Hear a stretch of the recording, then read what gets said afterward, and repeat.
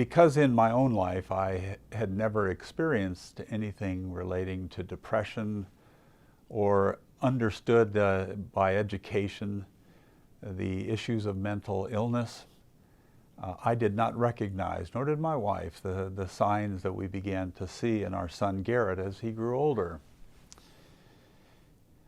Sadly, as he grew older, his symptoms got worse. And I know now that what he suffered was either bipolar disease or just severe depression that left him feeling hopeless about life and devaluing himself. I do know that had we known the signs and sought the help early and got him treatment, I believe my son would still be alive today, blessing the lives of others. And I've also come to learn that after we lost Garrett, that I was part of a fraternity of suffering, of families and communities and neighborhoods and a country where this is all too common and entirely curable if diagnosis is made and treatment given. And so my plea to those who may watch is to help us bring this issue out of the shadows of our society, because it affects 1 in 4 Americans. There are more suicides as a result of this lethal illness than there are murders or car fatalities in this country. And that's my message, and my hope that each of you who watches this will be enlisted in the cause of improving mental health in our country. Thank you.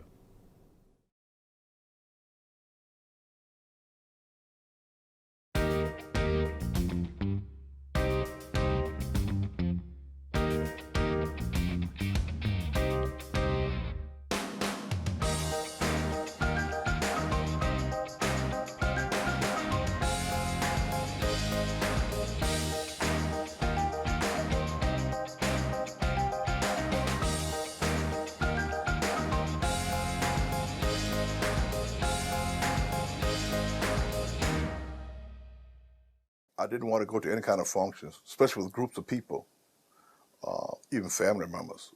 I stayed isolated from the family, totally. Bill Brown, age 64, is describing the effect his experience as a soldier in Vietnam had on family and work life once he returned from the war. I'll go to work every day until something set me off that I wouldn't go. I wouldn't go for 2 or 3 weeks at a time. I would just stay at home, drink, and just go in my basement. My basement was my bunker, was my safety net. What Bill would find out 30 years later was that his wartime experience had led to an anxiety disorder, PTSD, or post-traumatic stress disorder. Post-traumatic stress disorder, or PTSD, is when you develop symptoms of anxiety after a traumatic event or an experience. You may have actually been the victim of the event, or you may know someone who's been in that type of event, or you might have seen it yourself happen to someone else. The events that Bill witnessed during the war were extremely traumatic, including the killing of his platoon sergeant. My platoon sergeant, he had 5 kids. He shouldn't have been out. He was on the way home, but we were shorthanded that day. He went out. The next thing you look up, he's gone. That was my worst hurt. That was my worst experience. Him being that short and dying like that. That was my worst experience.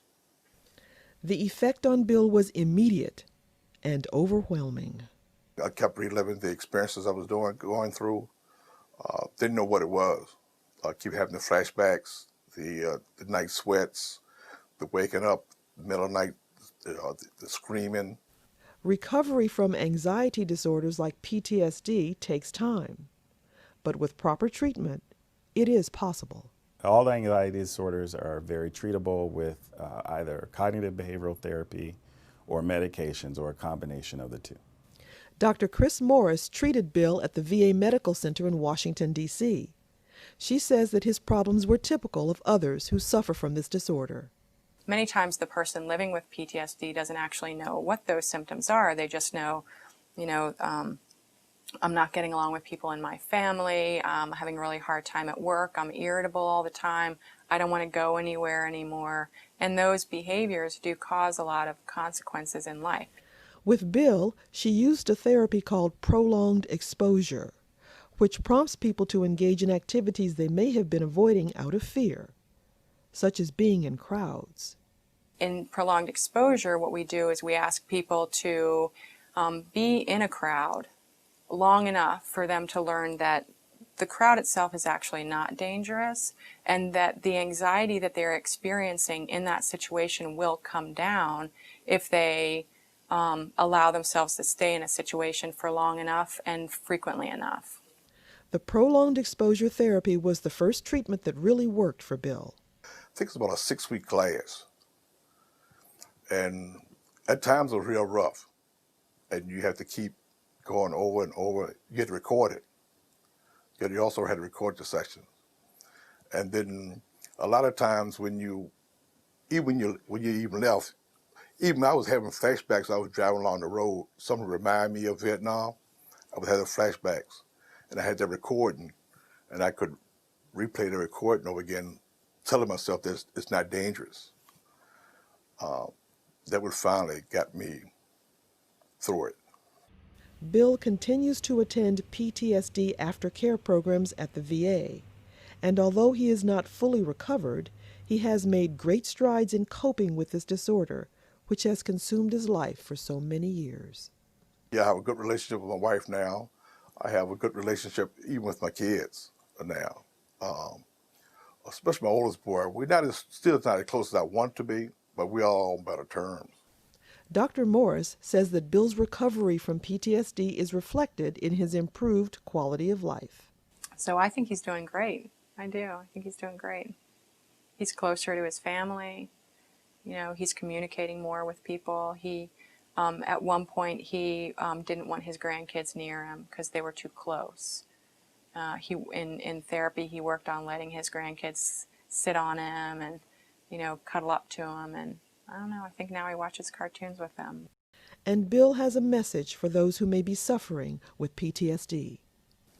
Get help. Get help.